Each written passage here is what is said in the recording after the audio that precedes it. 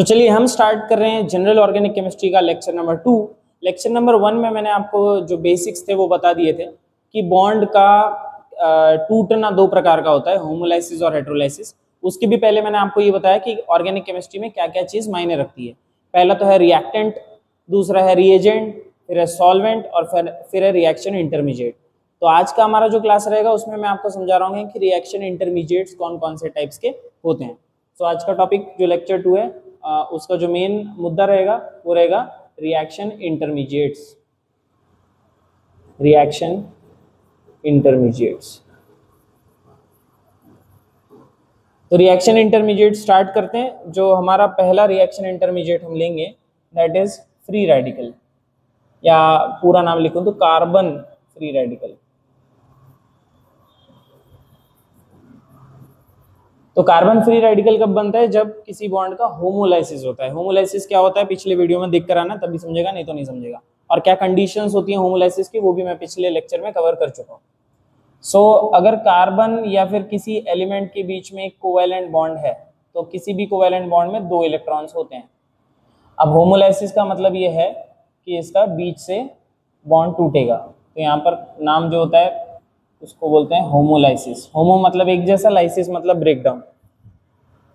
Covalent bond अगर एक जैसे टूटे दोनों साइड तो इसके पास भी एक अनपेयर्ड इलेक्ट्रॉन आएगा और इसके पास भी एक अनपेयर्ड इलेक्ट्रॉन आएगा। इसको हम बोलते हैं carbon free radical. Carbon free radical. अब कार्बन फ्री रेडिकल्स की जो प्रॉपर्टीज हैं वो थोड़ा सा मैं आपको समझाने की कोशिश करता हूँ। आखिर ये दिखता कैसा है पहले उसको देखें हम। तो कार्बन फ्री रेडिकल का स्ट्रक्चर कुछ इस प्रकार का होता है। ये हो गया एक बॉन्ड, ये हो गया सॉलिड बॉन्ड बाहर साइड, ये हो गया एक बॉन्ड अंदर के साइड, और ये हो गया ये हो गया एक जो p ऑर्बिटल है वो सिंगल रहेगा। तो इसका सबसे पहले आप ये समझो कि हाइब्रिडाइजेशन क्या है। इसका हाइब्रिडाइजेशन है sp2। So it is an sp2 hybrid structure. sp2 क्या होता है? जिसमें हाइब्रिडाइजेशन के वक्त एक s और p ऑर्बिटल टोटल 3 होते हैं, लेकिन उसमें से कितने कंबाइन होंगे? 2। तो इसलिए इसका नाम है s, और 2 p यूज हुए हैं इसके लिए। इसका नाम क्या हो जाएगा हाइब्रिडाइजेशन का? sp2। वो 3 बॉन्ड्स ये वाले हैं, 1, 2 और 3। अगर मैं 3 पेन्स की मदद से आपको समझाना चाहूँ तो देखो उसका स्ट्रक्चर कुछ ऐसा होता है। ये 3 बॉन्ड्स रहेंगे जो आपस में 120 डिग्री का एंगल बनाएंगे कुछ इस प्रकार से। इसको बोलते हैं sp2। ये जो 3 पेन्स है ये हाइब्रिडाइज्ड ऑर्बिटल है, जबकि एक जो p ऑर्बिटल बना है अलग से वो प्लेन को क्या रहेगा? परपेंडिकुलर रहेगा कुछ इस प्रकार से। तो sp2 है तो इसमें जो अनपेयर्ड वाला इलेक्ट्रॉन है, आपने देखा होगा ऊपर में कुछ इस प्रकार की स्थिति बनी थी अपने पास में। तो 3 बॉन्ड्स रहेंगे इसके पास में और एक क्या रहेगा? Unpaired electron. तो जो अनपेयर्ड इलेक्ट्रॉन है, unpaired electron is present in unhybridized p orbital which is perpendicular to plane। अब कौन सी प्लेन? sp2 हाइब्रिड है तो ये इसका स्ट्रक्चर जो रहेगा that is triangular planar. Triangular planar मतलब ये देखो क्या फिगर बन रहा है। अगर आप इसके तीनों एंड्स को ज्वाइन करोगे तो एक ट्रायंगल बनेगा यहाँ पर, और ये क्योंकि एक प्लेन सरफेस पे इसलिए इसका ज्योमेट्री क्या बोला जाता है? ट्रायंगुलर प्लेनर इसका ज्योमेट्री है, शेप है इसका। और जो अनपेयर्ड वाला जो इलेक्ट्रॉन है ये इस ट्रायंगुलर जो बॉन्ड्स हैं उसके परपेंडिकुलर वाले प्लेन में, मतलब कि इस प्लेन में रहेगा। ये अनहाइब्रिडाइज्ड p ऑर्बिटल है जो ब्लैक कलर का पेन आपको दिख रहा है। अब ये जो इलेक्ट्रॉन है अनपेयर्ड है तो इसमें टोटल फिर जो कार्बन के अराउंड इलेक्ट्रॉन्स की संख्या हो जाएगी वो कितनी हो जाएगी? चेक करो। एक बॉन्ड 2 इलेक्ट्रॉन से बनता है तो 1, 2, 3, 4, 5, 6 इलेक्ट्रॉन्स तो ये हो गए कार्बन के अराउंड, और एक अनपेयर्ड वाला ये हो गया। मतलब 1, 2, 3, 4, 5, 6 और ये सिंगल वाला सिंगल इलेक्ट्रॉन अनपेयर्ड, तो टोटल इसमें हो जाएगा 7 इलेक्ट्रॉन्स। दैट मीन्स कि ये इनकम्प्लीट ऑक्टेट है। आई होप सभी को इतना पता होगा कि what is mean by octet rule. जिस भी ऑर्बिटल में 8 इलेक्ट्रॉन्स होते हैं तो वो ज़्यादा स्टेबल होता है ऑर्गेनिक केमिस्ट्री या फिर केमिस्ट्री की भाषा में बोलूँ तो जिसके पास 8 इलेक्ट्रॉन से कम है तो वो इनकम्प्लीट ऑक्टेट उसको कहा जाता है। एंड वो कोशिश करता है कि किसी भी तरीके से इलेक्ट्रॉन लेकर 8 इलेक्ट्रॉन कर लिए जाए।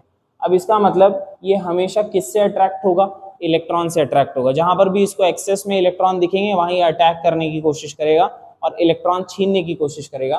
तो ऐसे लोगों को जो इलेक्ट्रॉन से प्यार करते हैं, इलेक्ट्रॉन चाहते हैं, उसको हम बोलते हैं इलेक्ट्रोफाइल्स। तो ये इलेक्ट्रोफिलिक होता है, मतलब कि जहां पर भी इसको इलेक्ट्रॉन मिलेंगे ये वहां कब्जा करने की कोशिश करेगा, इलेक्ट्रॉन्स छीनने की कोशिश करेगा। तो इलेक्ट्रॉन डेफिशिएंट स्पीशीज है। अच्छा, पांचवा पॉइंट कि ये अनस्टेबल है, हाईली अनस्टेबल है।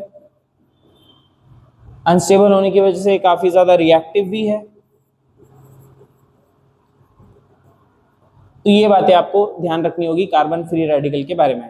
कार्बन फ्री रेडिकल बनता कैसे है, पहला सवाल तो वो बनता है होमोलाइसिस से। जब भी होमोलाइसिस होगा तो उसके पास कार्बन का जो एक इलेक्ट्रॉन है वो अनपेयर्ड रह जाएगा, बाकी के 3 पेयर्ड होंगे। तो वो जो अनपेयर्ड इलेक्ट्रॉन है वो किस में होगा, दूसरा सवाल तो वो होगा अनहाइब्रिडाइज्ड जो p ऑर्बिटल है उसमें रहेगा। तीसरा सवाल कि इसका शेप क्या होगा, इसका शेप होगा ट्रायंगुलर प्लेनर। फिर इसका ऑक्टेट इनकम्प्लीट है क्योंकि इसमें टोटल इर्द गिर्द इसके 7 इलेक्ट्रॉन्स होते हैं, एक इलेक्ट्रॉन अनपेयर्ड होने की वजह से, वरना अगर वो पेयर्ड होता तो टोटल हो जाते हैं 8। इलेक्ट्रोफिलिक है क्योंकि इलेक्ट्रॉन डेफिशिएंट है, एक इलेक्ट्रॉन की कमी है इसके पास, इसलिए ये इलेक्ट्रॉन जहां पर भी दिखता है उस पर अटैक करने की सोचता है। देन ये अनस्टेबल है, जहां पर भी इसको रिएक्शन के लिए मौका मिलता है ये रिएक्ट जरूर होता है, बहुत ही अनस्टेबल मॉलिक्यूल है, ऐसे रह नहीं सकता ये, ठीक है। बाद में फिर वो रिएक्टिव है, ऑब्वियसली अनस्टेबल है तो स्टेबिलिटी पाने के लिए किसी ना किसी से वो रिएक्ट करेगा। तो इसको आप स्क्रीनशॉट ले सकते हो, इसके ऊपर का भी आप स्क्रीनशॉट ले लीजिएगा जो ऊपर मैंने बताया इसमें क्यों होमोलाइसिस से बनता है, बाकी इसका भी स्क्रीनशॉट ले सकते हो। हम चलते हैं नेक्स्ट पे। नेक्स्ट हमारे पास आ जाएगा कार्बोकटायन।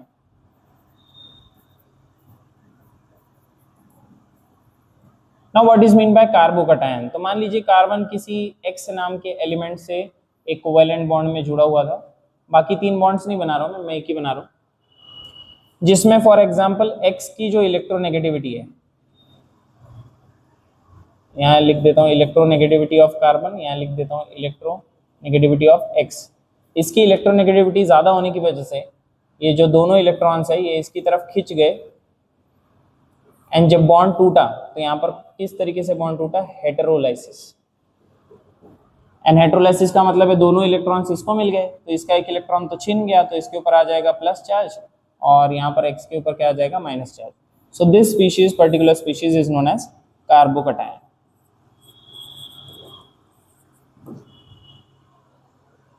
तो ये हो गया कार्बोकटायन।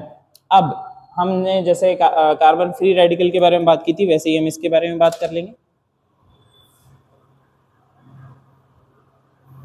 तो चलो सबसे पहले तो हेटेरोलाइसिस से होता है ये समझ गया आपको, बाकी पहले मैं इसका शेप बना लेता हूँ। शेप इसका भी सेम ही होता है, यानी कि यहाँ पर एक सॉलिड बॉन्ड बाहर की तरफ आएगा, ये जो प्लेन के बाहर आ रहा है ये प्लेन में है एक बॉन्ड, एक बॉन्ड प्लेन के अंदर जा रहा है जिसको हम डॉटेड ट्रायंगल से दिखाते हैं, और एक जो है एक इसको परपेंडिकुलर रहेगा प्लेन को। तो पहली चीज तो ये समझिए कि इसका हाइब्रिडाइजेशन क्या है। इसका भी हाइब्रिडाइजेशन sp2 है, ऊपर में भी लिख सकते हैं। Now what is this sp2, फिर से वही बात आ जाती है, जो कार्बन का 2s है और जो कार्बन का 2p ऑर्बिटल है, 2p में कितने होंगे, 3 होंगे, तो उसका टोटल एक s और 3 p कंबाइन करके बनता है sp2। नाउ sp2 जैसे ही आपको देखने को मिले तो आप समझ जाना कि इसका जो शेप है उसका शेप कैसा होगा, ट्रायंगुलर प्लेनर। Triangular planar. अब ट्रायंगुलर प्लेनर फिर से मेरे को बताने की जरूरत नहीं है, ये जो 3 पेन मैंने आपको दिखाए हुए थे कुछ इस प्रकार से, इनके बीच में एंगल कितना होगा, 120 डिग्री दिख रहा होगा आपको। तीनों पेन्स के बीच में एंगल कितना आएगा, 120 डिग्री। तो ये हो जाता है ट्रायंगुलर प्लेनर स्ट्रक्चर। दूसरी चीज अगर हम इसकी बात करें कि इसमें अनपेयर्ड इलेक्ट्रॉन कहाँ होगा, तो अनपेयर्ड इलेक्ट्रॉन जो है अच्छा, इसमें अनपेयर्ड इलेक्ट्रॉन नहीं है, सॉरी, इसमें है वैकेंट ऑर्बिटल, वैकेंट ऑर्बिटल। तो कौन वैकेंट ऑर्बिटल रहेगा? तो ऑब्वियसली ये जो आपको दिख रहा है इसमें कोई इलेक्ट्रॉन नहीं है, जिसकी वजह से यहाँ पर कौन सा चार्ज आ रहा है? पॉजिटिव चार्ज आ रहा है। तो vacant orbital is known but unhybridised, unhybridised p orbital. तो अनहाइब्रिडाइज्ड p ऑर्बिटल जो रहेगा वो यहाँ पर क्या रहेगा? वैकेंट रहेगा, वैकेंट यानी खाली रहेगा। अब खाली है तो इसके पास टोटल 3 बॉन्ड्स हैं, मैंने बताया हर कोवैलेंट बॉन्ड 2 इलेक्ट्रॉन से बनता है, तो टोटल इलेक्ट्रॉन्स हो जाएंगे इसके पास में 6 इलेक्ट्रॉन्स हो जाएंगे, 1 2 3 4 5 6। तो इसका मतलब ये भी किसकी तरह काम करेगा? इसका भी ऑक्टेट कैसा रहेगा? Incomplete, incomplete octet. ओके, अब चौथी बारी, अगर ये इनकम्प्लीट ऑक्टेट है तो ऑब्वियसली फिर ये हमेशा इलेक्ट्रॉन की चाहत में रहेगा, हमेशा इसको चाहिए होंगे 2 इलेक्ट्रॉन ताकि ये स्टेबिलिटी पा सके, 2 इलेक्ट्रॉन पाके ऑक्टेट को कंप्लीट कर सके। So that's why it will always act as an electrophile. Electrophile मतलब वो जो हमेशा इलेक्ट्रॉन पे अटैक करता है, इलेक्ट्रॉन को छीनने की कोशिश करता है। So this is about carbocation. कुछ और चीजें, जैसे ये भी अनस्टेबल होता है, हाईली अनस्टेबल होता है एंड काफ़ी ज़्यादा रिएक्टिव भी होता है। तो ये पॉइंट पिछले जैसा ही है। तो आप देखिए काफ़ी ज़्यादा सिमिलैरिटी भी है, कार्बन फ्री रेडिकल और कार्बोकैटायन की जो ज्योमेट्री है वो सेम है, दैट इज ट्रायंगुलर प्लेनर। उनका नेचर दोनों का सेम है, दोनों ही इलेक्ट्रोफाइल की तरह बिहेव करते हैं, और कोई सिमिलैरिटी नहीं, और तो कोई सिमिलैरिटी नहीं। हाँ, अनस्टेबल और रिएक्टिव दोनों भी है। तो हम चलते हैं, आप पॉज करके इसकी प्रॉपर्टीज लिख लेना कार्बोकैटायन की। देन हम चलते हैं GOC1 में आने वाले लास्ट रिएक्शन इंटरमीडिएट पे। तो थर्ड जो रिएक्शन इंटरमीडिएट है दैट इज कार्बो अनायन। अब कार्बो अनायन कैसे बनता है? सेम प्रोसेस है, अगर कार्बन के साथ कोई X नाम का एलिमेंट जुड़ा हुआ है जिसमें कुछ इस प्रकार की स्थिति है कि इलेक्ट्रोनेगेटिविटी ऑफ कार्बन जो है वो ज़्यादा है किसके मुकाबले? इलेक्ट्रोनेगेटिविटी ऑफ X के मुकाबले। ऐसी हालत में यहाँ पर दोनों जो इलेक्ट्रॉन्स हैं वो कार्बन की तरफ शिफ्ट होने की टेंडेंसी दिखाएंगे, और जब कभी भी बॉन्ड टूटने की बारी आएगी तो यहाँ पर होगा बेटा हेटेरोलाइसिस।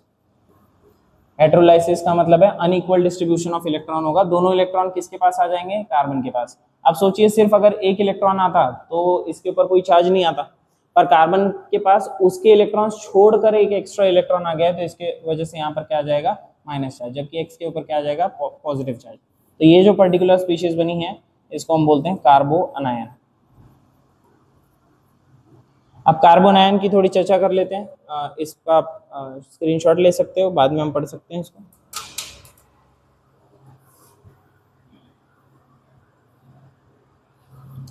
तो अब सबसे पहले सवाल आता है इसमें हाइब्रिडाइजेशन पे। तो इसका हाइब्रिडाइजेशन sp3 होता है।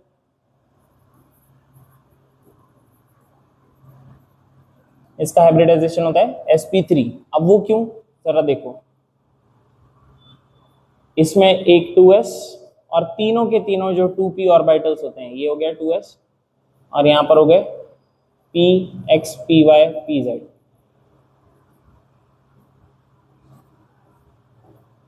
तो ये चारों के चारों कंबाइन हो जाते हैं, तो इसका हाइब्रिडाइजेशन क्या हो जाएगा? sp3। अब जनरली जो sp3 हाइब्रिड होता है उसकी ज्योमेट्री टेट्राहेड्रल होती है। तो यहाँ पर आप बोल सकते हो कि इसकी जो ज्योमेट्री होगी वो कौन सी होगी? टेट्राहेड्रल। पर इसका शेप जो है वो टेट्राहेड्रल नहीं रह पाएगा। आप सोच रहे होंगे कि क्या ज्योमेट्री और शेप अलग अलग चीज है? हाँ, बिल्कुल अलग चीज है। ये होना तो चाहता था टेट्राहेड्रल, पर देखो इसकी स्थिति कैसी हो जाती है कि कार्बन के जो तीनों बॉन्ड्स है, टेट्राहेड्रल का शेप कैसा होता है? वो कुछ इस प्रकार से होता है। अगर मैं इसमें बताना चाहूँ आपको टेट्राहेड्रल का, जैसे आपने ट्राइपॉड देखा होगा ना, ट्राइपॉड, तो ट्राइपॉड का जो शेप होता है दैट इज टेट्राहेड्रल ओनली, कुछ इस प्रकार से होता है। कुछ ये टाइप रहेगा टेट्राहेड्रल शेप जो मैं बोल रहा हूँ, ऐसे। तो इसकी ज्योमेट्री होना क्या चाहती थी? टेट्राहेड्रल, जिसमें हर एक एंगल 109.5 डिग्री का होता है। लगभग लगभग। अब इसमें होता क्या है कि ये बॉन्ड हट जाता है और इसकी जगह सिर्फ क्या बच जाता है, वहां पर एक माइनस चार्ज बच जाता है। अब अगर आप ध्यान से इसका शेप देखो तो इसका शेप कहीं से कहीं तक टेट्राहेड्रल तो नहीं दिख रहा, क्योंकि उसके ऊपर में जो डंडी थी वो गायब हो चुकी है, ऊपर का बॉन्ड। तो ये सिर्फ एक पिरामिडल शेप बनकर रह जाता है। तो इसका जो शेप होता है वो पिरामिडल है, शेप इज पिरामिडल। अब बात करते हैं इसमें कितने इलेक्ट्रॉन्स है टोटल। तो अगर आप ध्यान से देखो इसमें 3 बॉन्ड्स हैं। मैंने ये जो बनाया है उसका मैं सिंप्लीफाइड स्ट्रक्चर बना देता हूँ। 3 बॉन्ड्स रहेंगे ऐसे। तो 3 बॉन्ड्स है तो 1 2 3 4 5 6 इलेक्ट्रॉन्स तो ये हो गए। अब एक इलेक्ट्रॉन इसका खुद का जो था वो, और एक इलेक्ट्रॉन जो सामने वाले का मिला था वो, मतलब टोटल हो गए 1 2 3 4 5 6 और 7 और 8। तो इसमें टोटल 8 इलेक्ट्रॉन्स होते हैं। दैट मीन्स कि इसका जो ऑक्टेट है वो कंप्लीट है।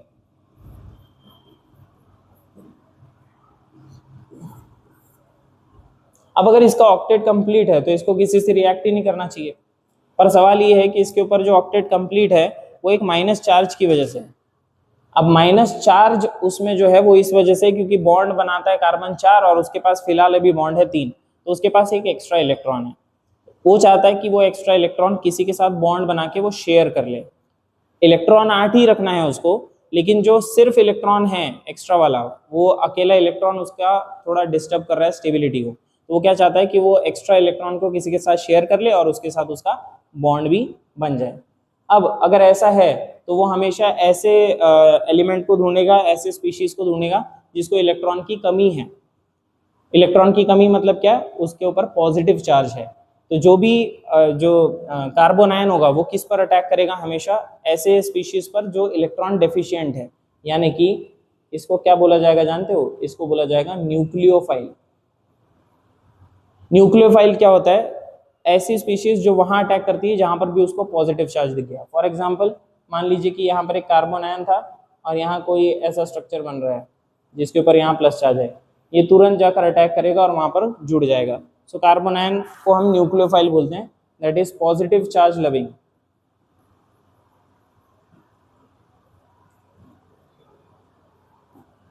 बाकी अनस्टेबल तो ये भी है, एनालिसिबल के साथ साथ रिएक्टिव भी ये है। तो देखिए हमारे पास में टोटल 3 रिएक्शन इंटरमीडिएट्स हो गए हैं अभी तक। अच्छा सॉरी, इसको थोड़ा पॉज कर लीजिए एंड पॉज करके आप इसका बना सकते हैं, लिख सकते हैं। आप थोड़ा बहुत लिखते रहोगे तो आपको समझ आएगा, नहीं तो फिर मुश्किल है थोड़ा सा। हर चीज़ का अपना एक तरीका होता है। अगर आप फॉलो करोगे तो सही है, नहीं करोगे तो सब लोग वीडियो देखते हैं, उससे कुछ होता नहीं है सिर्फ देखने से। तो हमारे पास जो 3 चीज़ें हैं उसमें हम थोड़ा सा कंपैरिजन कर लेते हैं। तो सबसे पहले हमने पहले पढ़ा कार्बन फ्री रेडिकल, फिर हमने पढ़ा कार्बो कटायन और फिर हमने पढ़ा कार्बो अनायन। अगर मैं सबसे पहले हाइब्रिडाइजेशन की बात करूं, हाइब्रिडाइजेशन, तो इसका हाइब्रिडाइजेशन sp2, इसका हाइब्रिडाइजेशन sp2, इसका हाइब्रिडाइजेशन sp3। हाँ, इसमें एक छोटा सा एक्सेप्शन है, अगर ये कॉन्जुगेशन वगैरह में रहा तो उसका हाइब्रिडाइजेशन sp2 हो जाता है। मैं बताऊंगा आगे में कॉन्जुगेशन क्या है, अभी लोड लेने की जरूरत नहीं है, अभी सिर्फ इतना याद रख सकते। अच्छा, फिर हम अगर ज्योमेट्री की बात करें तो ज्योमेट्री इसकी कैसी होती है, ट्रायंगुलर प्लेनर। इसकी भी ट्रायंगुलर प्लेनर, और इसकी कैसी होनी चाहिए थी, टेट्राहेड्रल। टेट्राहेड्रल, और क्योंकि उसमें चौथा बॉन्ड नहीं है तो उसका शेप अलग हो जाता है। अच्छा, शेप और ज्योमेट्री अलग अलग चीजें हैं, ठीक है ना। ज्योमेट्री का मतलब हाइब्रिडाइजेशन के अकॉर्डिंग क्या शेप बनना चाहिए था, और शेप मतलब एक्चुअल में क्या शेप बन रहा है। तो इसमें तो सेम ही बन रहा है, सेम एज अबव, इसमें भी सेम ही रहेगा, पर इसका पिरामिडल शेप रहता है, क्योंकि ट्रायंगुलर जो टेट्राहेड्रल है उसके लिए आपको 4 बॉन्ड चाहिए होते हैं, जिसमें एक ऊपर और 3 ट्राइपॉड के जो स्टैंड्स होते हैं वो नीचे चाहिए होते हैं। बट ऊपर का एक बॉन्ड गायब होने की वजह से वहां पर सिर्फ नीचे का भाग बचता है, तो वो पिरामिडल शेप कहलाता है, ठीक है। फिर हम बात कर सकते हैं फाइनली नेचर की। तो नेचर इसका इलेक्ट्रोफिलिक है। अच्छा, हम ऑक्टेट की बात कर सकते, चलो ठीक है, वो आप ऊपर से लिख लेना। तो ये इलेक्ट्रोफिलिक होता है, ये भी इलेक्ट्रोफिलिक होता है, और ये होता है जो वो होता है न्यूक्लियोफिलिक। ठीक है, तो ये टेबल भी आपके बड़े काम की चीज़ है। ये रिएक्शन इंटरमीडिएट्स है, ये जितने ज़्यादा स्टेबल होंगे, जिस दिशा पर जाने पर ये स्टेबलाइज होंगे उसी दिशा में रिएक्शन फॉरवर्ड जाएगी, वरना वो जाएगी नहीं। तो आप इसको लिख सकते हो। एंड ठीक है, तो इसके बाद का जो पार्ट रहेगा हम देखेंगे कि कौन से वो इफेक्ट्स है ऑर्गेनिक केमिस्ट्री में जो स्टेबिलिटी देते हैं और जो अनस्टेबिलिटी देते हैं। तो उसके लिए आप लेक्चर 3 का वेट करिए। So thank you for now, please subscribe our channel and please support our channel. Thank you.